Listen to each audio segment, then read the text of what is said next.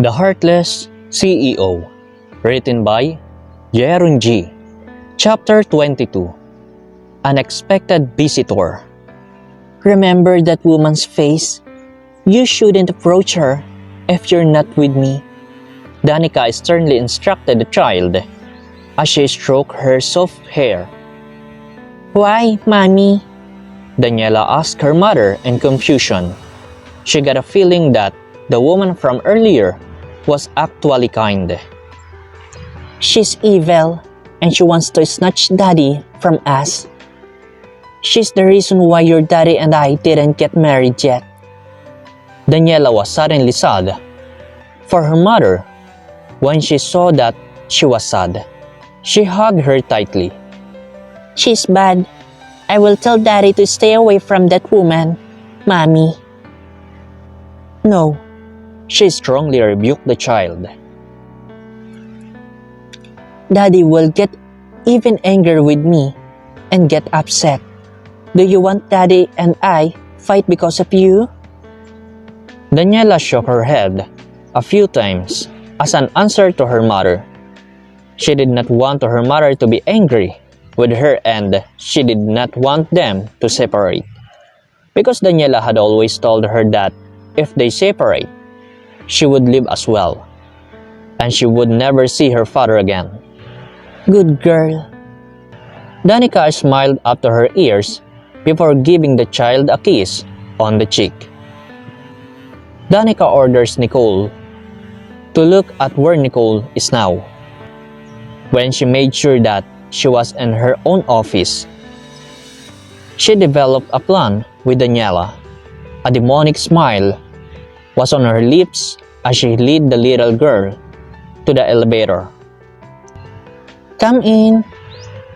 Not raising her head, Nicole let in the person who knocked on her door. The door opened, but Nicole heard no footsteps enter the office, so she looked up. Gradually, a smile formed on her lips as a cute girl appeared before her eyes. Hello. What are you doing here? And who are you with? Nicole stood up and approached the child. She wanted to hug her, but was stunned to notice who was the person standing behind her. I want you to stay away from my daddy. I don't like you. So, stay away from my daddy. He will get married with my mommy soon. It was as if a dagger had pierced Nicole's heart when she heard what her daughter said. She could sense the child's dislike her and openly disliked her because she thinks she was a stealer. She gritted her teeth and turned her gaze to Danica. She clenched her fist that was hidden behind her. She wanted to slap Danica's face, but she has to restrain her emotion. She will not let her know that she was hurt or affected by the child's feelings for her. Danica carefully examined the expression on Nicole's face, but she was good at hiding her true feelings. When Nicole straightened her posture, she grinned at her. She looked at her teasingly, and she knew she was being laughed at. At first, you used your friend to tell me who you are in Steven's life, and now, Nicole shrugged. Danica clenched her fists and felt insulted by what Nicole wanted to convey to her. I never thought you were that weak. Nicole chuckled. Are you that desperate? How I wonder why you're not married yet, even though you have a child. She laughed. Even Danica's ears were red with anger. But instead of going crazy and hurting the woman, she smiled at her. And do you think Steven will have an interest in you besides being your business partner? I'm not the one who became pregnant with his child, and yet I haven't been able to get married with him because of business. Can you? Nicole approached Danica and whispered to her. Thus Daniela could not hear. Well, see, I'm the type of loves challenges. Nicole quickly pulled herself away from Danica and turned her attention back to her daughter. Princess, you're too young to talk to me like that. Besides, me and your dad are just good friends. Don't take it seriously. Whatever your mother says, because she was just hallucinating, she gently explained to the child. How dare you to say that to my daughter? Danica's voice rose slightly because she was irritated with Nicole. Fortunately, they are far away from other employees and they are not noticed. And who is such a good mother to teach her child to act like this toward her elder? You're selfish. Why would you plant anger in the heart of a need child? Nicole's tone became sharp, and if only stares could wound a person. She was sure that Danica would have batted in her own blood. Danica didn't know what to say because of the fact Nicole stated. She was right. She became selfish, but she never admitted that to herself. Who's going to come here next just to tell me that I don't have a chance to get into Steven's life? Nicole asked Danica sarcastically. I hate you. Don't talk to my mom like that.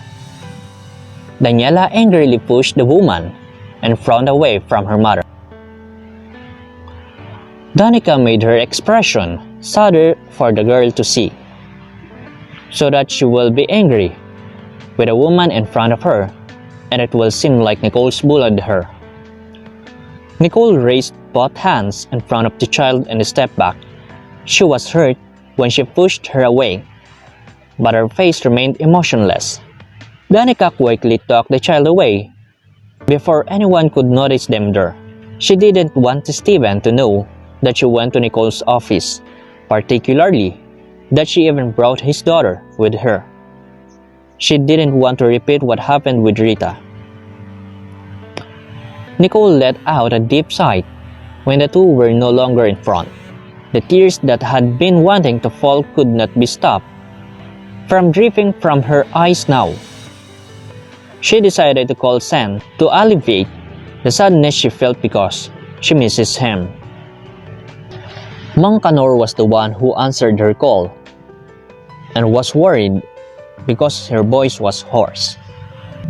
She's really doing everything to destroy your image with your daughter.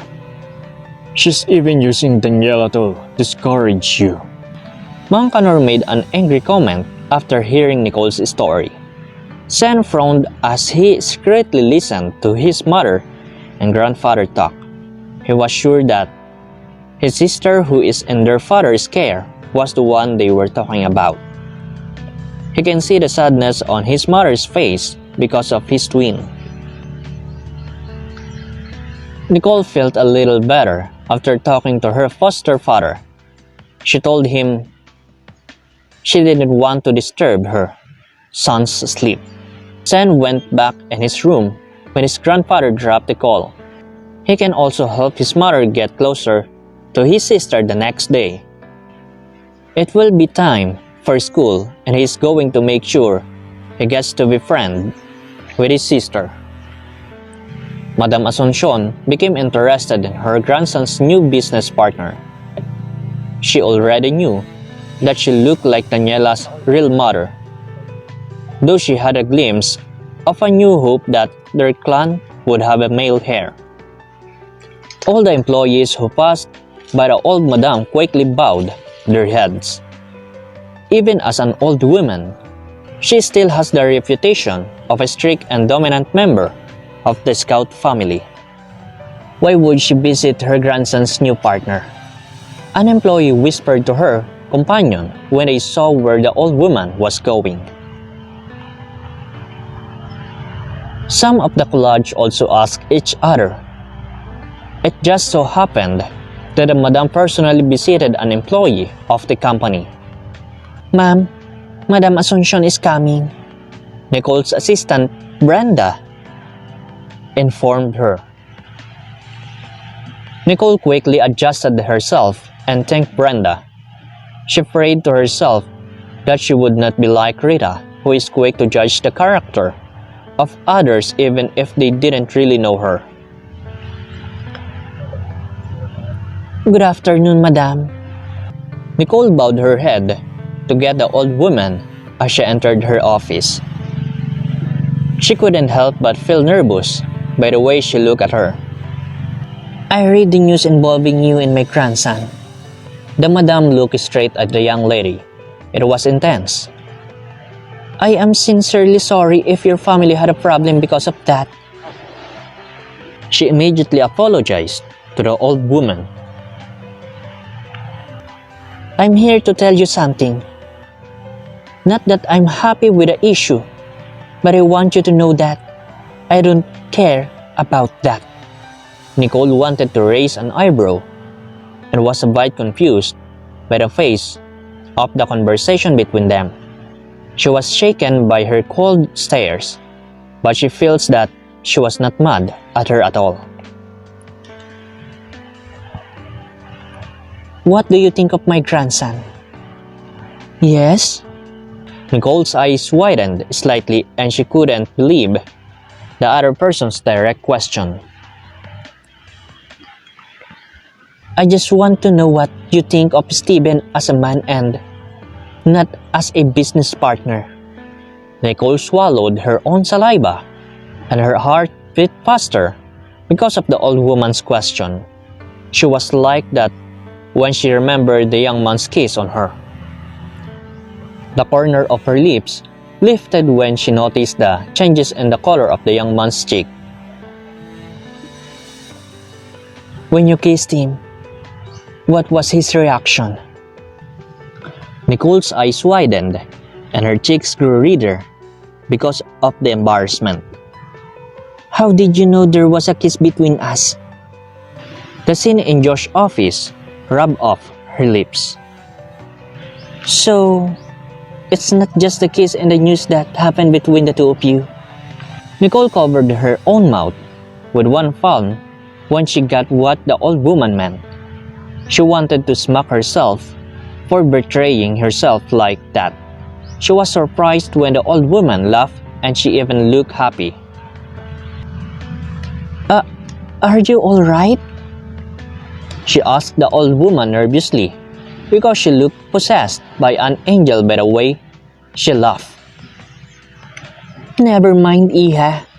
I'm just happy because you get along with my grandson, she said meaningfully.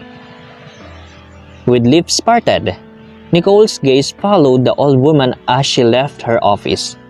She was still confused by her action. She thought that she would also order her to stay away from Steven like Rita did. To be continued.